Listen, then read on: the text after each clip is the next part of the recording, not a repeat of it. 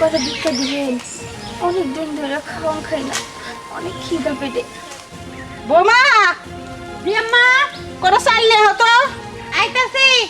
আচ্ছা, তুমিও একটা অল্প বয়সের মেয়া, এই মেয়ে যে ভিক্ষা করে আমি তো কোনোদিন দেখি নাই।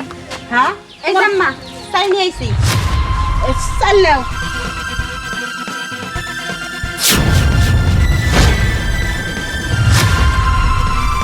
কি ব্যাপার, সাইম এই জায়গায়?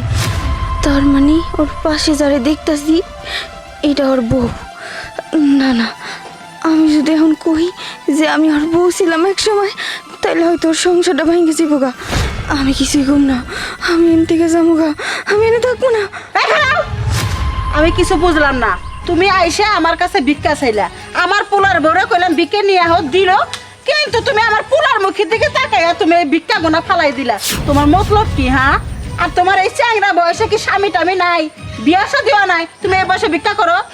এই দাঁড়াও, কিসের নিকা বারবার দৌড় পারতেছো? এখানে দাঁড়াও।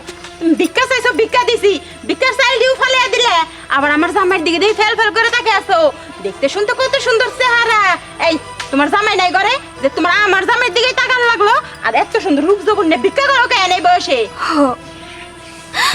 আমারও আপনাকে মতো সবই ছিল, কিন্তু আমার কপাল দোষে হয়তো আমি হারায় ফেলছিলাম।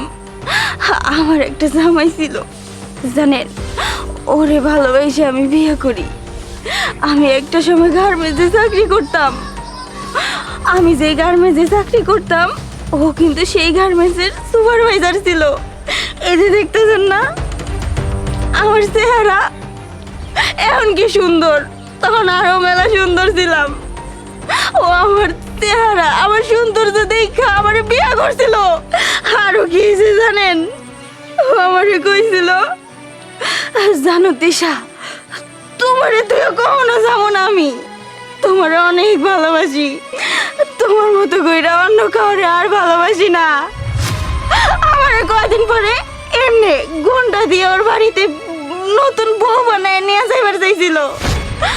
ওর মা, ওর ফ্যামিলি অনেক নাকি বড় লোক।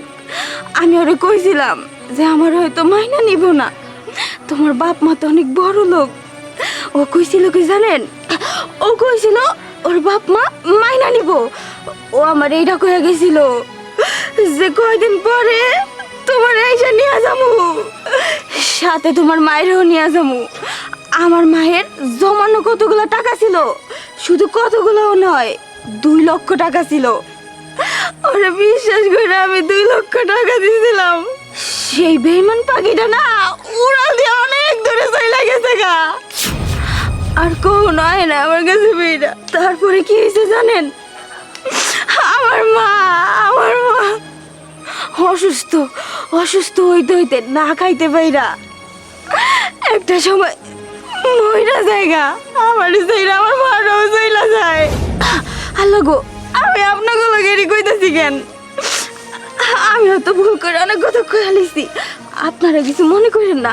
আমার ভিক্ষা টিকা লাগবে না, আমি যাইগা, আমি যাইগা। আমার অনেক বড় ভুল হয়ে গেছে মা, আমি অনেক বড় ভুল করে ফেলাইছি। তিশা আমার বউ। হারামজাদা পোলা, তুই না কি কইতাছাস? তিশা তোর বউ মানে এই মেয়েরা তোর বউ? তুই কবে বিয়ে করলি? তিশা আমার বউ। কি হয়েছে, শহরে যখন আমি থাকি আমি ওরে ভালোবেসে বিয়ে করছি মা।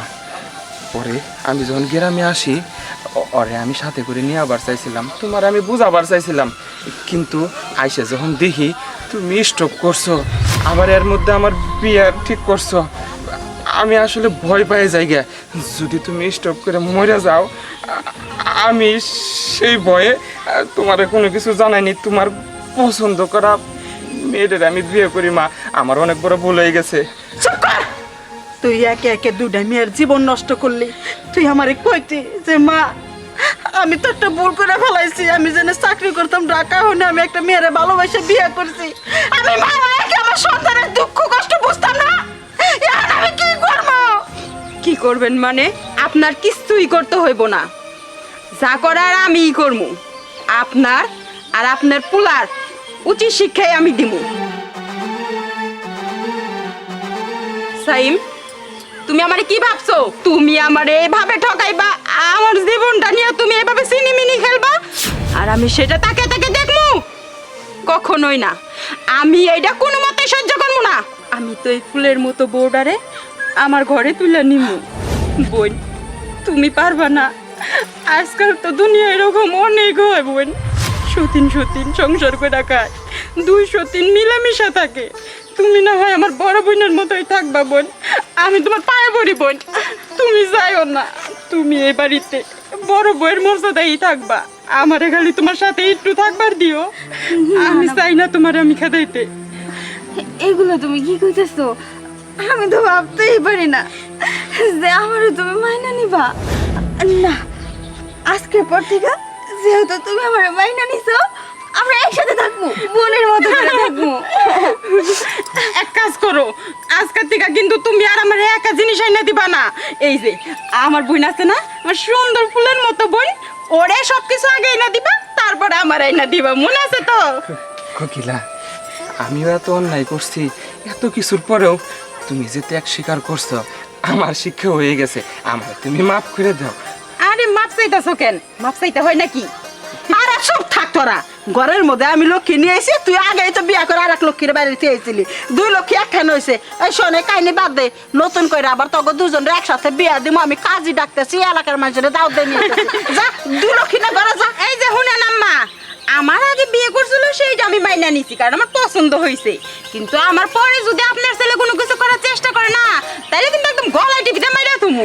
শোনো বৌমা, আমি সংসারের চাবি তোমাদের দুজনকে ভাগযোগ করে দিয়ে দিব। সংসারের দায়িত্ব আমি তোমাকে দিয়ে দিব। পরবর্তীতে বিয়া করলে এর মধ্যে আমার দায় মাই দিও না, তোমরা টাইট দিয়ে রাখবা। এই চলো আগে গোসল দিয়ে রেডি হয়ে নাও। চলো। যাও।